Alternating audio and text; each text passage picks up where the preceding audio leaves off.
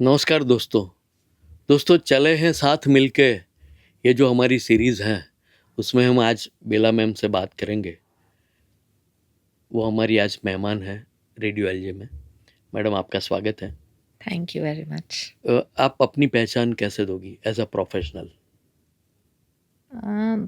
Basically मैं पहले तो प्रोफेशनल मतलब कि मैं साथ में अभी 20 साल से काम कर रही हूँ और साथ में मैं जुड़ी भी हूँ। मेरी शादी के बाद मैं इंडिया आई और पहले तो मेरे हस्बैंड फाउंडर ऑफ साथ है, लेकिन उन्होंने बताया था कि साथ में हमें काम नहीं करना है। तो मैंने बोला बराबर। तो मैंने मेरा खुद का बिजनेस चालू किया था, लेकिन फिर थोड़े सालों के बाद जो मैम है हमारे ऑफिस में, चिन्मय मैडम, उसने मुझे बुलाया कि आपकी ज़रूरत है यहाँ पे।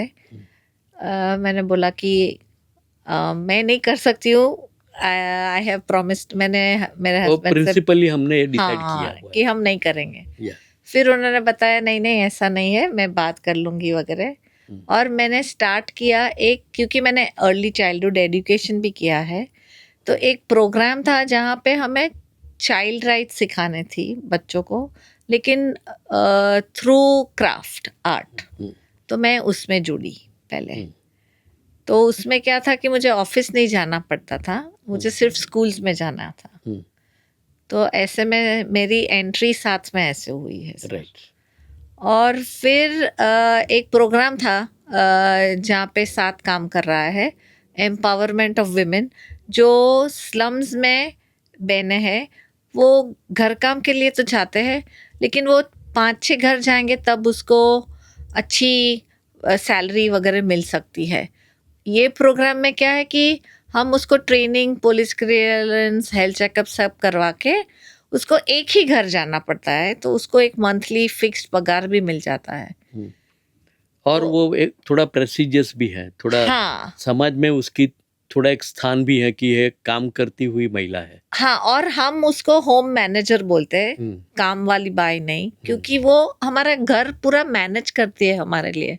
आज मैं यहाँ पे हूँ क्योंकि वो मेरे घर में मैनेज करेगी तो मैं काम पे आ सकूंगी, नहीं तो वो काम पे मैं नहीं जा सकूंगी, क्योंकि मेरे सास हो गए, ससुर हो गए, कि बच्चे भी होंगे, कोई भी होंगे घर पे, तो मैं खुद नहीं जा पाऊंगी काम पे लिए। तो हम उसको होम मैनेजर बोलते हैं। तो फिर वहाँ पे ज़रूरत थी, इसलिए मुझे वो प्रोग्राम में मैंने काम चालू किया। और हम कम्युनिटी में CBOs थे हमारे, कम्युनिटी बेस्ड ऑर्गेनाइजेशंस, वहाँ से हम काम करते थे और फिर हमने ये काम चालू किया। तो ऐसे मैं साथ के साथ जुड़ी हूँ और मैं बहुत सालों तक उर्मिला होम मैनेजर, हम उसको उर्मिला होम मैनेजर प्रोग्राम बोलते हैं, उसमें मैंने काम किया है। और अभी तो फिर फिलहाल तो मैं साथ के साथ ही काम कर रही हूँ लास्ट 20 साल से। और अभी मैं एक आर्टिजन प्रोग्राम जो हमने 2010 में स्टार्ट किया, अर्थक्वेक के बाद, उसका ब्रांड नेम है आरवीव्स। मैं वो संभाल रही हूँ और फंड रेजिंग भी कर रही हूँ, नेटवर्किंग भी कर रही हूँ साथ के लिए। अच्छा दोस्तों, हम बात कर रहे हैं बेला मैम से जो साथ के साथ जुड़ी हुई है। और जैसे बताया उन्होंने कि भाई उनकी जर्नी जो है वो एक छोटे से प्रोग्राम के साथ, फिर उर्मिला होम मैनेजर वाला जो प्रोग्राम है उनका, उसके साथ वो प्रोजेक्ट में जुड़ी और अभी वो आर्टिजन्स के लिए काम कर रही है। मैम वो उसके बारे में, वो आर्टिजन वाले जो जो प्रोजेक्ट जो आप अभी संभाल रही हो, उसके बारे में थोड़ा विस्तृत बात करें तो वो क्या है और कैसे, कौन कौन से जो आर्टिजन्स हैं वो जुड़े हुए हैं उनके साथ? 2001 में शायद अहमदाबाद में, गुजरात में अर्थक्वेक हुआ था। तब तो मैं इंडिया में नहीं थी, लेकिन शादी के बाद जब मैं इंडिया आई तब मुझे मालूम हुआ। और फिर तब हमारा एक प्रोग्राम जो साथ का चल रहा था, वो सुरेंद्रनगर डिस्ट्रिक्ट में चल रहा था। और वो कारीगरों के साथ, बहनों के साथ हो रहा था।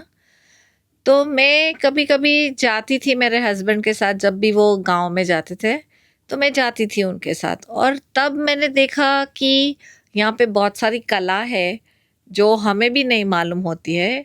और स्पेशली एक कला जो मैंने देखी कि उसको तांगलिया बोलते हैं, कि एक ही न्याती बनाती थी और जस्ट 3 परिवार कर रहे थे।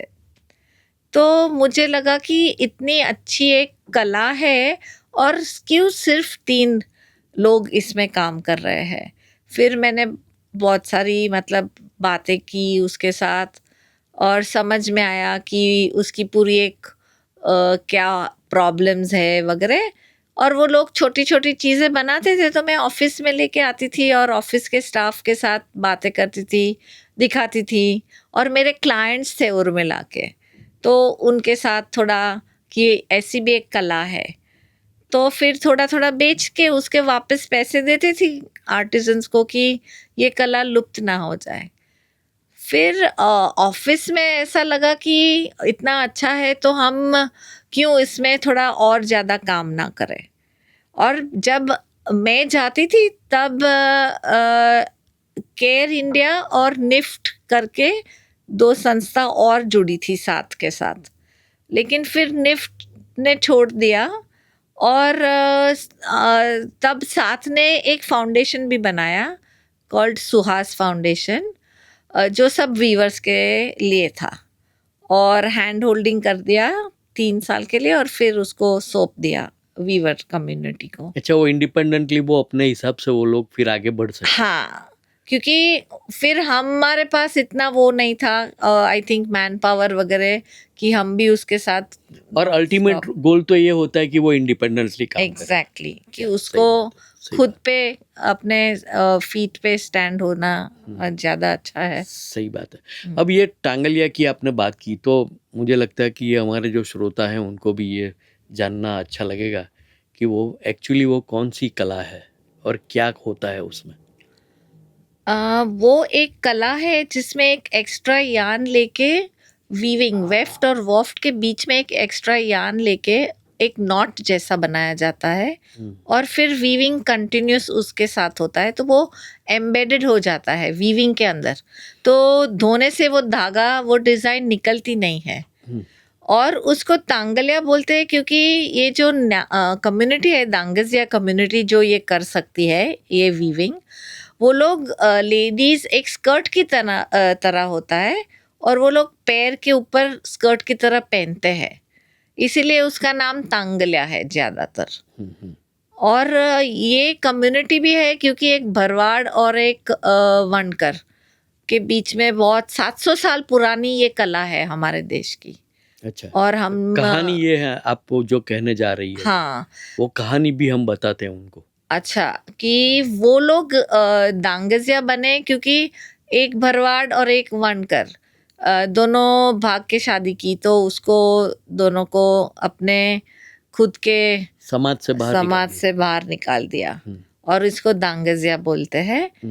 और जो लड़का था वो भरवाड़ कम्युनिटी में से था, तो उसने उसके फैमिलीज और उसके साथ बात की कि अभी मेरे लाइवलीहुड के लिए, मेरे रोजगार के लिए मैं कुछ, मेरी स्त्री को वीविंग आती है तो मैं कुछ बना के आपको दे सकते हो और आप ले सकते हो हमारे पास से। लेकिन उनके जो फैमिली मेंबर्स थे उसने बताया कि हमारे ऑलरेडी टाई अप्स होते हैं जिसके पास से हम धाबड़ा, क्योंकि वो लोग पूरे दिन बाहर रहते हैं उसके गाय भैंस के साथ, तो उसने बताया कि हमारे ऑलरेडी टाई अप्स है, तो हम ऐसे तो आपके पास से कैसे कुछ ले सकते, कुछ नया होगा तो हम कुछ। तो फिर ये लड़की जो वनकर थी उसने सोचा कि मैं कुछ नया कैसे, तो उसने ये एडिशन ऑफ यान करके डिज़ाइन, बीड वाली डिज़ाइन जो हम दाना डिज़ाइन उसको बोलते हैं, बनाई। अच्छा, मुझे लगता है कि ये देखने में ऐसा होगा कि पूरी जो बैकग्राउंड है वो प्लेन है और उसके ऊपर वो ये दाने लगे हुए, तो वो एक डायमेंशन, एक एडिशनल डायमेंशन देता है, तो देखने में वो बहुत अच्छा लगता है। हाँ, और वो क्या है ना कि हम दूर से देखते तो ऐसा लगता है कि कुछ मोती या कुछ उसमें चिपकाया गया है। हाँ। जब हम फील करते हैं तब हमें मालूम होता है कि ये तो एक यान ही है। अच्छा। और उसके अंदर ही बैठा गया है वीविंग अच्छा के अंदर। अच्छा, तो ये मटेरियल कौन सा यूज करते थे शुरुआत में, और उसमें कुछ चेंज आए बाद में?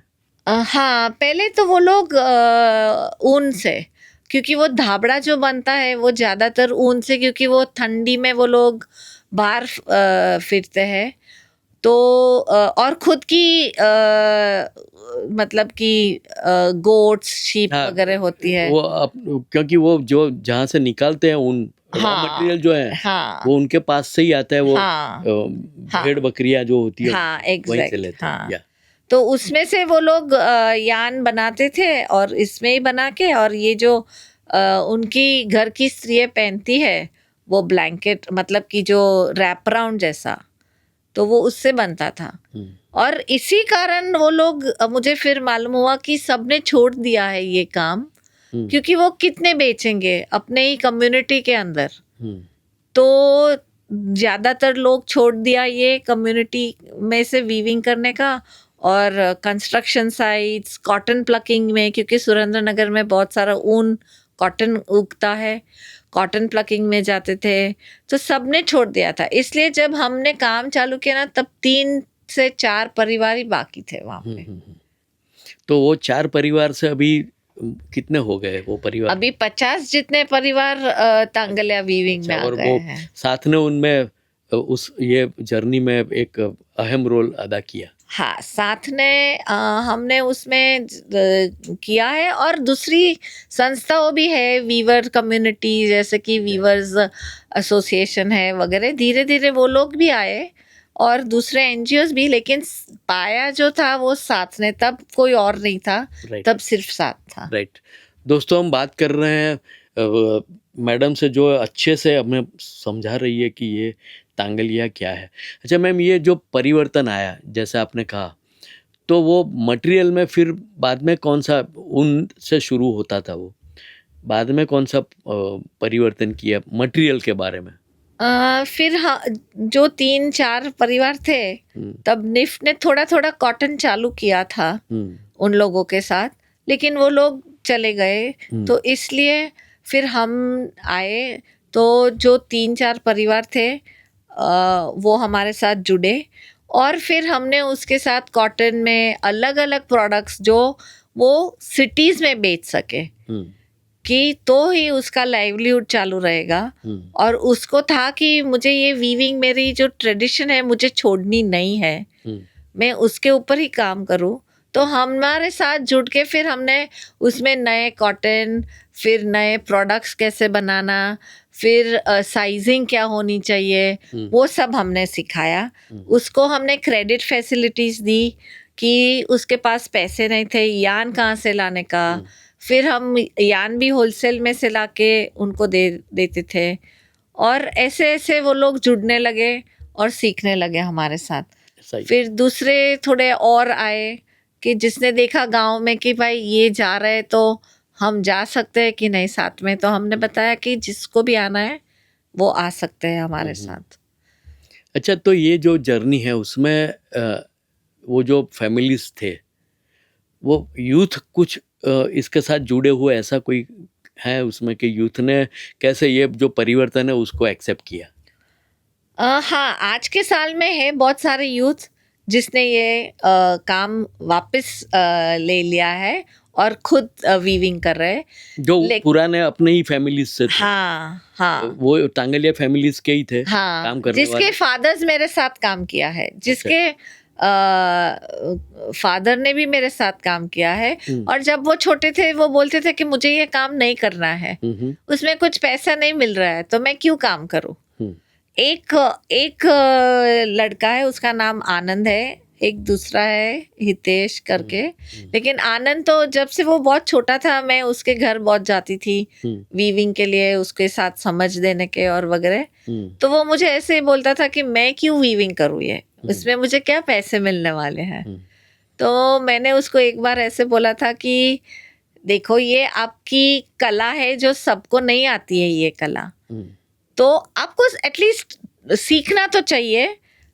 कभी भी आपके पास जॉब नहीं होंगे, पैसे नहीं होंगे, तो आप इसके हिसाब से कुछ करके आपको पैसे तो मिलेंगे।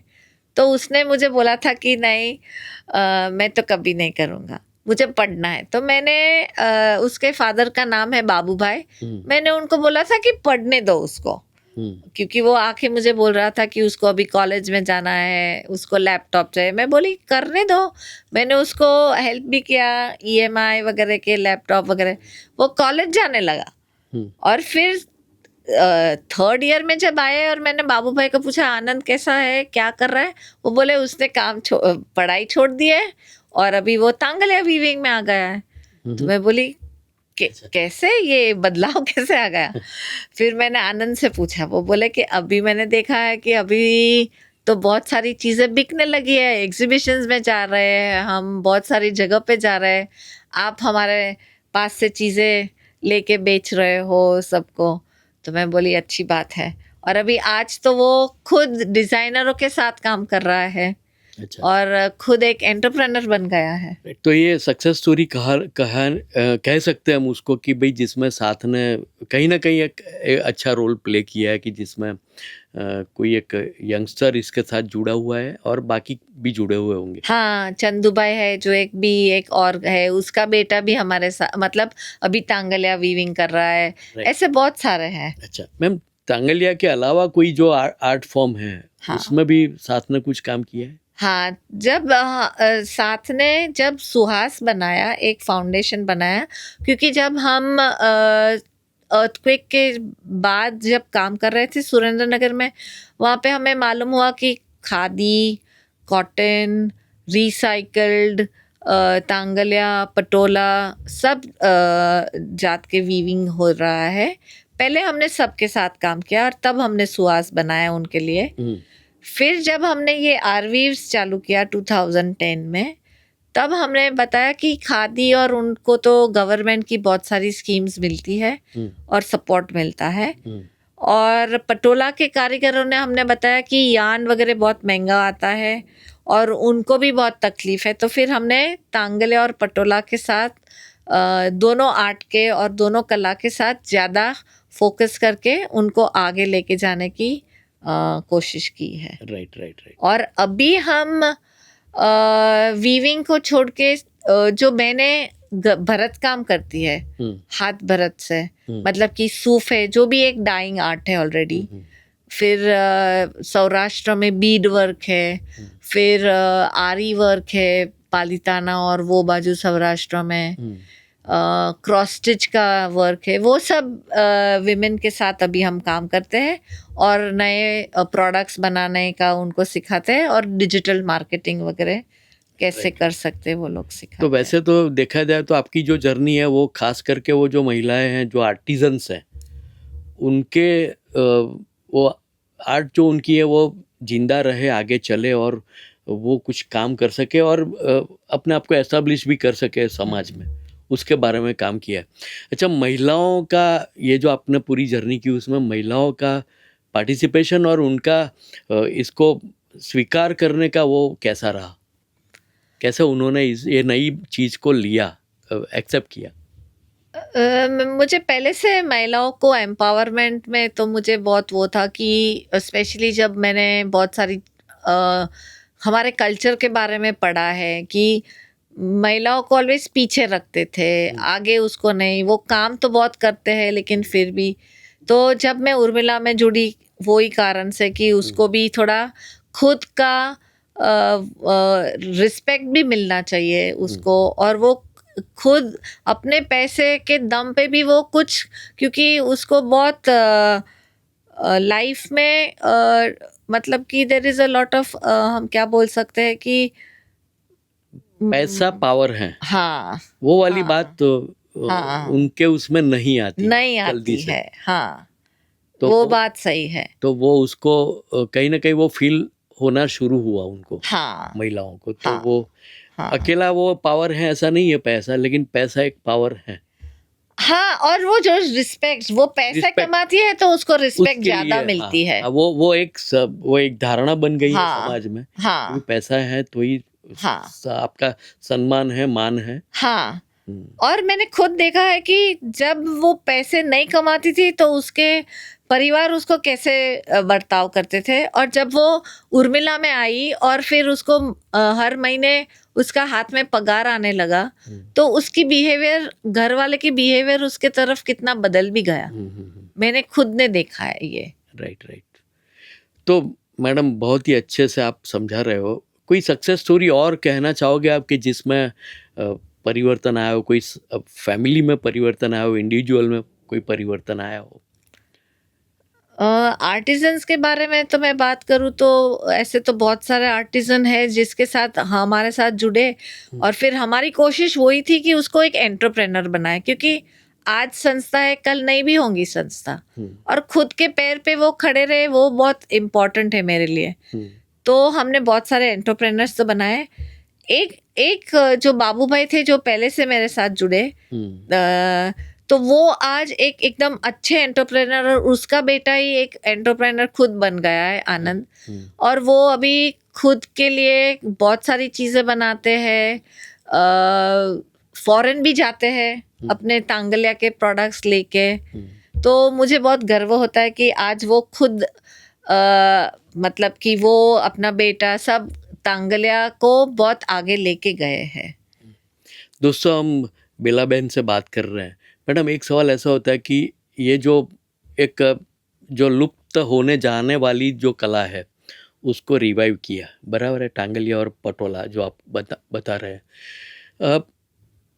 उसमें बहुत सारी अलग अलग एक्सपेरिमेंट्स भी किए आपने कि भाई वो प्रोडक्ट्स लोगों के साथ, नया जो जनरेशन है उसके साथ, क्योंकि अल्टीमेटली ये मार्केट है। हाँ, बहुत आर्टिजन्स हैं ही सब जगह पे, लेकिन उनको अच्छा मार्केट भी मिलना चाहिए। हाँ, तो वो जो गैप है, वो जो ब्रिज है, वो आपने कैसे ब्रिज किया, वो गैप को कैसे ब्रिज किया? बेसिकली जैसे आपने बताया कि यूथ और जो मार्केट, जो अर्बन मार्केट है और वो लोग रूरल में है, उनको यही नहीं मालूम पड़ता है कि हम क्या चीज बनाए। तो हमने उसको सिखाया नया, फिर हमने नए उसमें से प्रोडक्ट्स बनाए, ट्राई किया कि ये प्रोडक्ट चलेगा नहीं चलेगा। और एक चीज हमने बहुत कारीगर से भी बात की है और समझ दी है कि क्वालिटी में आप कभी वो मत करना, कॉम्प्रोमाइज नहीं करना है। कॉम्प्रोमाइज मत करो, क्वालिटी एकदम अच्छी रखोगे तो आपकी चीज बिकेगी। फिर हमने देखा कि अर्बन मार्केट्स में विमेन में पर्सेस वगैरह की जरूरत होती है। तो मुझे एक बार आइडिया आया कि मैंने देखा कि बहुत सारी चीजें कभी कभी वो बनाते हैं, जब वीविंग करते हैं कुछ मिस्टेक हो जाती है तो उसकी पूरी सारी बिगड़ जाती है, मतलब आधे में कुछ वीविंग कम पड़ गया।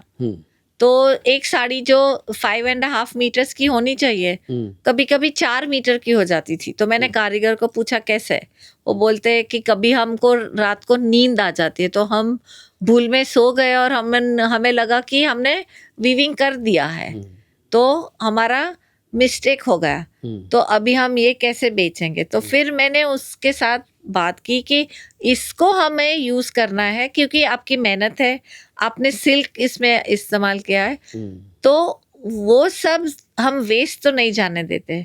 तो हम उसमें से पर्सेस बनाने चालू किया, ट्रेज वगैरह बनाते हैं हम, बहुत सारी चीजें उसमें से कि उसके पैसे उसको वापस मिल सकते हैं, उसकी मेहनत के पैसे मतलब वेस्ट ना जाए। तो इसमें से अभी हम बहुत सारी प्रोडक्ट्स भी बनाते हैं। राइट। और उसको भी अभी समझ आए कि ये सब बना सकते हैं वो लोग। राइट। मैडम, आपका इंस्पिरेशन क्या रहा? ये जो काम है, वैसे 20 साल से आप कर रहे हो, आपका इंस्पिरेशन क्या है इसके पीछे?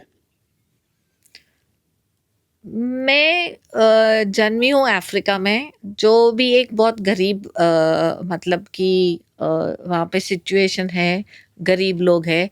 मैं इंडिया में भी रही हूँ, मैंने बहुत गरीबी देखी है, और पहले से मुझे लगा था कि देयर शुड कि मतलब एक थोड़ा तो उसमें किसी को मदद रूप बनना चाहिए कि जहाँ हम उसको कुछ बेटर लाइफ दे सकते हैं।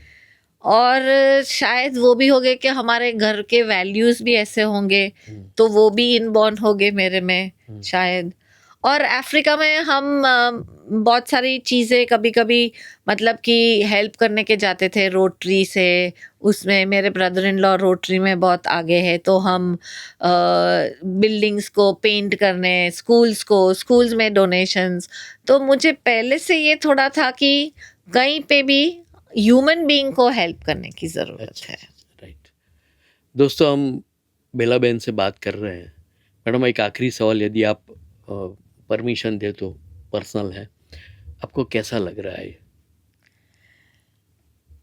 मुझे बहुत सेटिस्फेक्शन हो रहा है कि मैं किसी की लाइफ में थोड़ा जो 0.5% भी उसके इनकम में, इसकी लाइफ में थोड़ी चेंज आ सकते हैं, और एक कला जो है जो लुप्त होने जा रही थी, तो मैं उसमें थोड़ी 100% में से 0.5% भी मेरे एफर्ट्स है उसमें, तो मुझे वो सेटिस्फेक्शन है लाइफ में। मैडम, वैसे तो आपने बताया कि ये जो फैमिलीज हैं वो जुड़े हैं, वो जो लुप्त होती जा रही जो आर्ट्स हैं उसमें, वैसे तो देखा जाए तो ये पूरी फैमिली जुड़ती है।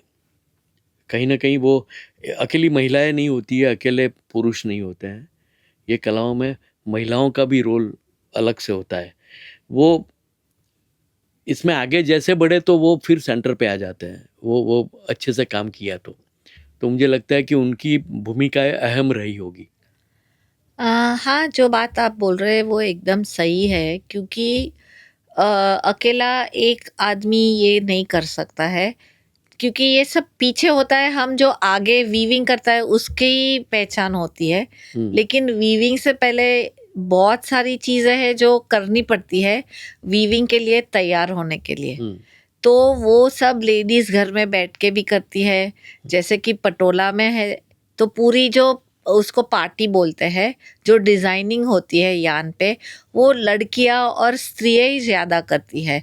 तांगलिया में भी जो यान का वेफ्ट वॉफ्टिंग और वो जो यान को स्ट्रेटनिंग करना है, सब कुछ करना है, वो सब विमेन करते हैं। घर के काम करने के बाद वो सब यही करते हैं। एक स्पिंडल से दूसरे स्पिंडल पर स्पिनिंग करना है, वो सब लेडीज करते हैं। शायद वो थोड़े वृद्ध भी होंगे, वो घर में बैठ के ये सब करेंगे। तो ऐसा नहीं है कि जो हम आगे देखते हैं कि जो वीव करते हैं वो शायद पुरुष होंगे, तो ऐसा नहीं है, क्योंकि पूरे परिवार इसमें जुटते हैं। जैसे कि मैंने बाबू भाई है, उसको मैंने एक ही चीज बताई थी कि आपको मालूम है कि पाटन पटोला अभी लुप्त हो रहा है, क्योंकि उसके परिवारों ने लड़कियों को कुछ सिखाया नहीं, सिर्फ लड़के की वो लड़की शादी करके चली जाएगी। मैंने उसको बोला था आप ऐसे मत करना, आप अपनी लड़कियों को भी ये वीविंग सिखाना।